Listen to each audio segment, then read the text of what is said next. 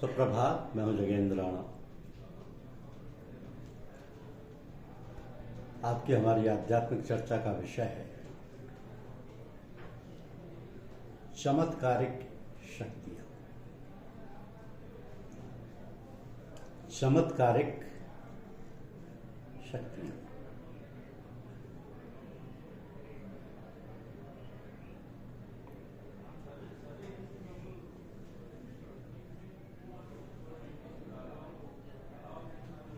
आध्यात्मिक यात्रा में अंतिम सत्य तक पहुंचने से पहले साधक को जीवन के कई अन्य सत्यों का सामना करना पड़ता है। और जीवन का प्रथम सत्य यह है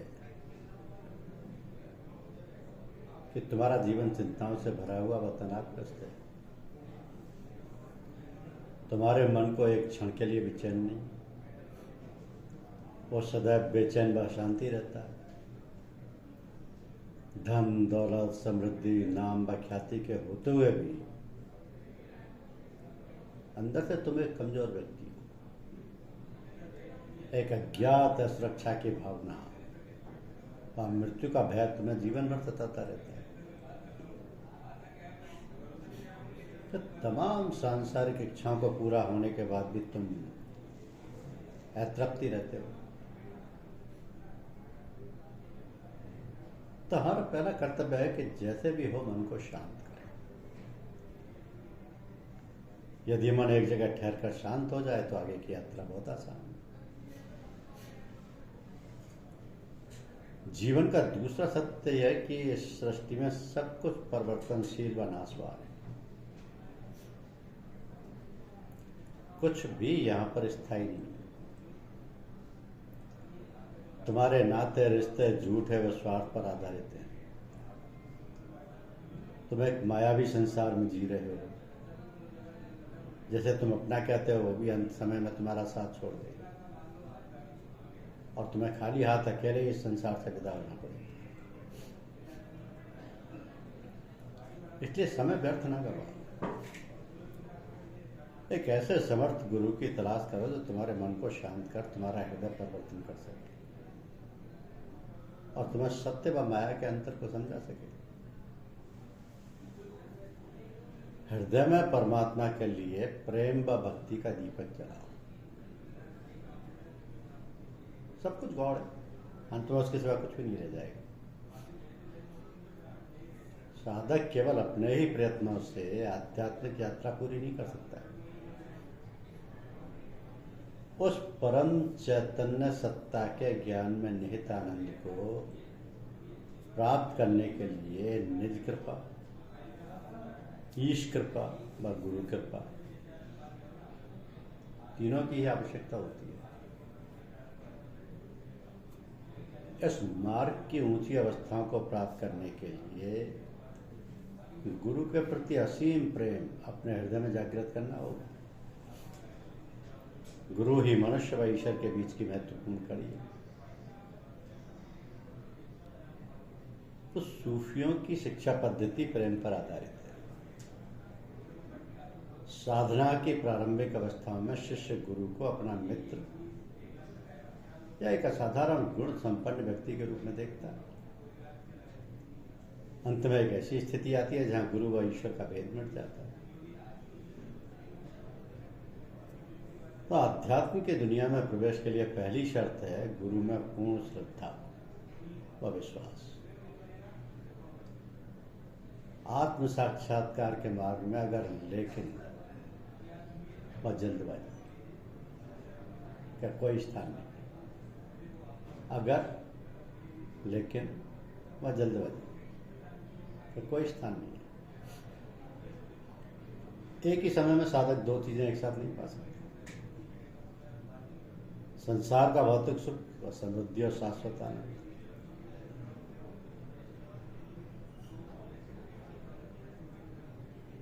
कभी कभी गुरुदेव कठोर अनुशासन शिष्य के साहस, सहनशीलता व प्रेम की गहराई की परीक्षा लेते हैं। वे अपनी आध्यात्मिक शक्ति उन लोगों पर बर्बाद करना पसंद नहीं करते जो भौतिक सुखों के लिए उनका आशीर्वाद चाहते हैं, क्योंकि कुछ ही शिष्य है जिनमें ईश्वर में लय होने की गहरी इच्छा, उनका आशीर्वाद व तवज्जो पाने में सफल हो पाते हैं।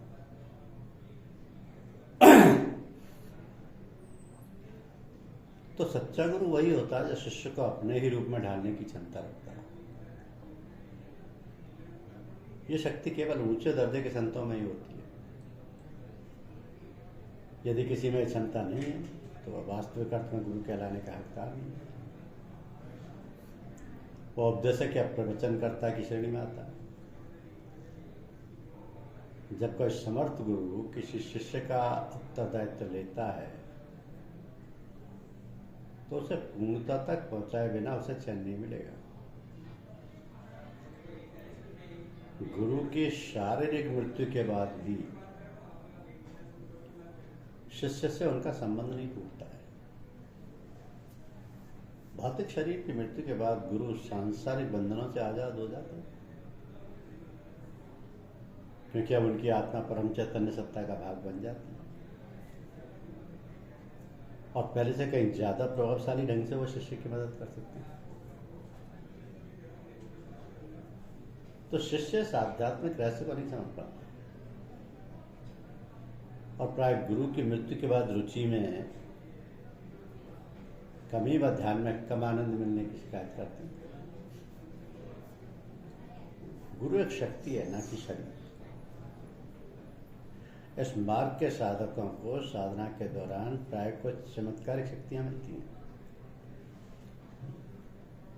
जैसे दूसरे के मन के विचारों को जान लेना, आंखें बंद करने पर भी दिखलाई पड़ना, मुंह से निकली हुई बात का सच हो जाना। कुछ साधक इन चमत्कारों के चक्कर में पड़कर अपने असली लक्ष्य से भटक जाते हैं। बहुत से ऐसे साधक जो उच्च कोटि के गुरुओं के निर्देशन में नहीं है, इन मामूली उपलब्धियों को यह आध्यात्मिक यात्रा का अंत मान लेते हैं। तो सूफी शैली की विशेषता है कि गुरु एक तरह से शिष्य की आंख पर पट्टी बांधकर ऐसे खतरनाक रास्तों से निकल कर आगे बढ़ा देते हैं। तो एक सच्चे शिष्य को हमेशा अपने पास एक डायरी रखनी चाहिए जिसमें उसे अपने आध्यात्मिक अनुभव और गुरु के उपदेशों को लिख लेना चाहिए। इस मार्ग की शिक्षा में शिष्य द्वारा की जाने वाली पूजा पूरी तरह से आंतरिक है। बाह्य पूजा यानी एक्सटर्नल फॉर्म ऑफ वर्शिप, जैसे जोर जोर से भजन कीर्तन गाना, आरती, मंदिरों में देवी देवताओं की पूजा या धार्मिक ग्रंथों का पढ़ना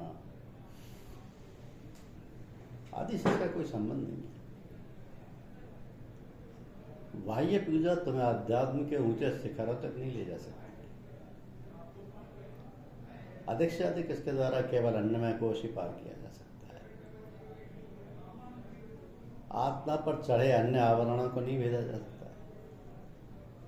विभिन्न प्रकार के धार्मिक ग्रंथों के पठन पाठन में निपुण एक बुद्धिजीवी को दैवी आनंद का अनुभव एक कठिन कार्य लग सकता है, क्योंकि उसका मस्तिष्क पूर्वाग्रहों से भरा हुआ है, इन्हें निकालना बहुत मुश्किल है। अब इसके अतिरिक्त ये सांसारिक ज्ञान उसके अंदर एक अहम का भाव पैदा करता है जो उसे गुरु में लय नहीं होने देती। तो सूफी संतों की पारंपरिक शिक्षा प्रणाली में इस मार्ग पर चलने के लिए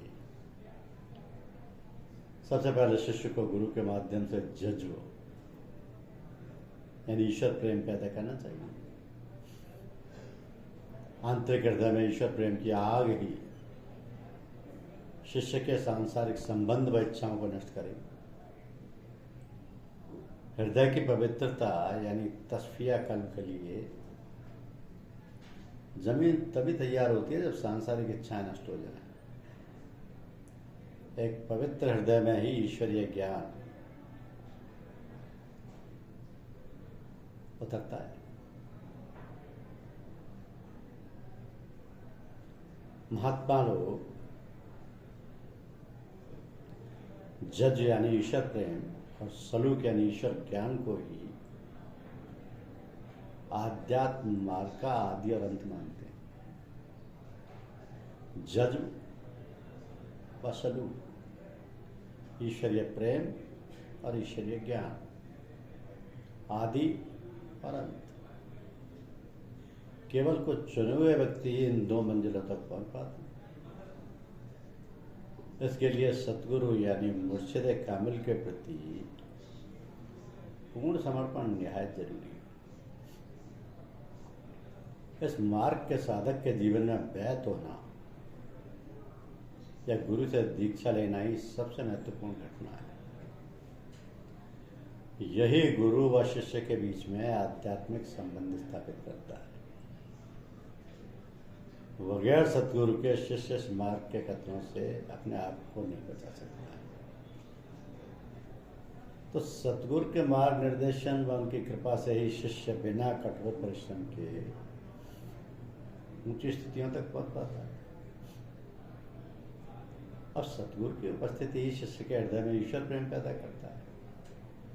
यह अत्यंत आवश्यक है कि सतगुरु ने स्वयं किसी समर्थ गुरु से शिक्षा ग्रहण की हो, वह शिष्य की आंतरिक स्थिति का पता लगाने की क्षमता रखता हो। क्योंकि आत्म साक्षात्कार के लिए सूफी बुजुर्गों ने 3 तरीकों पर जोर दिया है। जिक्र कफी, राब्ता व शेख, सोहबत मुर्शिद कामिल। यानी ईश्वर का लगातार चिंतन, सतगुरु में पूर्ण विश्वास व श्रद्धा और सतगुरु की नजदीकी व उनका साथ। अब सतगुरु में पूर्ण श्रद्धा व विश्वास और उनकी नजदीकी से शिष्य बड़ी आसानी से एक आध्यात्मिक स्थिति से दूसरी आध्यात्मिक स्थिति तक आगे बढ़ता जाता है।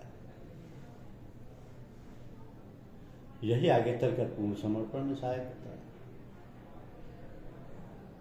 तो माया द्वारा बनाई गई रुकावटें आसानी से दूर हो जाती हैं और शिष्य अंत में गुरु के व्यक्तित्व में लय होने की स्थिति तक पहुंच जाता है। आध्यात्म मार्ग की सबसे ऊंची स्थिति फना फिल्ला यानी ईश्वर में लय होने का दरवाजा भी इसी से खुलता है। तो साधना की प्रक्रिया में यदि किसी भी समय नफ्स के कारण या अहम के कारण गुरु के प्रति शिष्य के विश्वास या प्रेम में कमी आ जाती है तो शिष्य की रूहानी दौलत नष्ट हो जाती है। इस मार्ग के खतरों व बाधाओं के प्रति साधक को सदैव सावधान रहना चाहिए। केवल चैतन्य या जीवित सतगुरु ही आध्यात्मिक ज्ञान दे सकता है। यह विद्या संतों के प्रवचनों या मजारों व समाधियों के दर्शन से नहीं प्राप्त की जा सकती। ज्ञान देने का सूफी तरीका सीने व सीने का है। हृदय से हृदय को शिक्षा दी जाती है। जब शिष्य ऊंची स्थितियों पर पहुंचता है तो उसका नफ्स यानी अहम उसे गुरु से भी ज्यादा योग्य बताने लगता है। तो ऐसी स्थिति में पतन निश्चित है। इसलिए शिष्य को हर कदम पर सावधानी बरतनी चाहिए। वह आत्मनिरीक्षण करते रहना चाहिए। और इस सिलसिले के संतों फतेहगढ़ के महात्मा रामचंद्र जी महाराज, लाला जी साहब, महात्मा रघुवरदास जी महाराज, चचा जी साहब द्वारा प्रतिपादित योग की नवीन साधना शैली व परंपरागत प्राचीन साधना पद्धति में अंतर है। प्राचीन शैली पतंजलि के अष्टांग योग पर आधारित है, जिसके मुख्य अंग हैं यम, नियम, आसन, प्राणायाम, धारणा, प्रत्याहार, ध्यान और समाधि। और आधुनिक जीवन शैली व वातावरण में यह पद्धति अपनी सार्थकता को सीमा तक खो बैठी है। तो प्राचीन काल की तुलना में आज के मनुष्य के पास ना तो अच्छा स्वास्थ्य है, न शक्ति और न ही कठोर अनुशासन की भावना। बुजुर्ग संतों ने वर्तमान युग के वातावरण को ध्यान में रखकर कुछ परिवर्तन किए। परंतु प्राचीन पद्धति के मौलिक नियमों व भावनाओं को नहीं छुए। अष्टांग योग के यम, नियम, आसन, प्राणायाम पर जोर नहीं दिया। जब चित्त एकाग्र हो जाता है तो ये चारों अंग अपने आप में बिना किसी कठोर मेहनत के ठीक हो जाते हैं। तो हमारी साधना मनोमय कोश से प्रारंभ होती है। अन्न में व प्राणमय कोश साधने में साधक का समय नहीं बर्बाद किया जाता। प्राचीन पद्धति में प्रगति बड़ी धीमी है, जबकि हमारी शैली में प्रेम की प्रधानता है। ये मार्ग त्याग और समर्पण का है। तो ध्यान व कठोर अनुशासन का उतना महत्व नहीं है, केवल प्रेम और गुरु कृपा ही शिष्य को पूर्ण कर दी। सूफियों के प्रेम संबंधी धारणा को समझना चाहिए, क्योंकि प्रारंभिक दौर में सांसारिक लगाव के कारण शिष्य में गुरु के प्रति प्रेम अपने निज के प्रयत्नों से नहीं हो पाता। समर्थ गुरु अपनी आध्यात्मिक शक्ति से उसके हृदय में प्रेम पैदा करता है। आगे शिष्य का कर्तव्य है गुरु द्वारा उसके हृदय में डाले गए प्रेम के इस बीज का विस्तार करें। प्रेम के प्रभाव से उसे निरंतर गुरु की याद आती रही थी। प्रेम की अग्नि शिष्य को त्याग का मार्ग दिखलाती है। प्रेम की गहराई में जाकर वे अपने वजूद, अस्तित्व व अहम को नष्ट करने में सफल हो पाता है। उसका सारा अस्तित्व ही शून्य हो जाता है और उसके स्थान पर एक नए व्यक्तित्व का जन्म होता है, जिसकी विशेषता होती है करुणा, दया, कोमलता व विनम्रता। तो गुरु प्रेम ही वो शक्ति है जिसके सहारे शिष्य फनाफिल से एक के लक्ष्य की ओर धीरे धीरे उन्नति करता जाता है। अब आत्म साक्षात्कार व परम चैतन्य सत्ता में लय होने का लक्ष्य एक ही जीवन में पूरा किया जा सकता है। यदि शिष्य गुरु के हृदय में अपनी जगह बनाने में सफल हो जाता है तो कर्म जनित ये उसका अंतिम जन्म होगा। परंतु इस स्थिति तक पहुंचने के लिए शिष्य को अपने पूर्व जन्मों के सारे संस्कारों को भोग कर नष्ट करना होगा। अब या तो शिष्य अपने दैनिक जीवन में संस्कारों को भोग कर नष्ट करता है, या गुरु दया कर उसके संस्कारों को स्वप्न में भोग कराकर नष्ट करते हैं।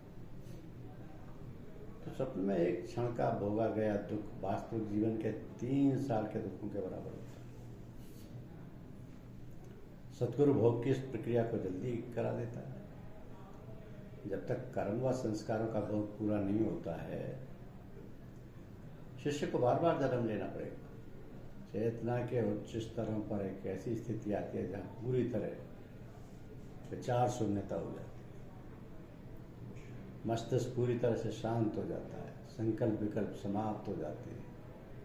अब नए संस्कार नहीं बनते, उसकी अपनी कोई इच्छा विचार नहीं होता, वह केवल परमात्मा की इच्छा पर ही जीता है। तो सूफी पद्धति में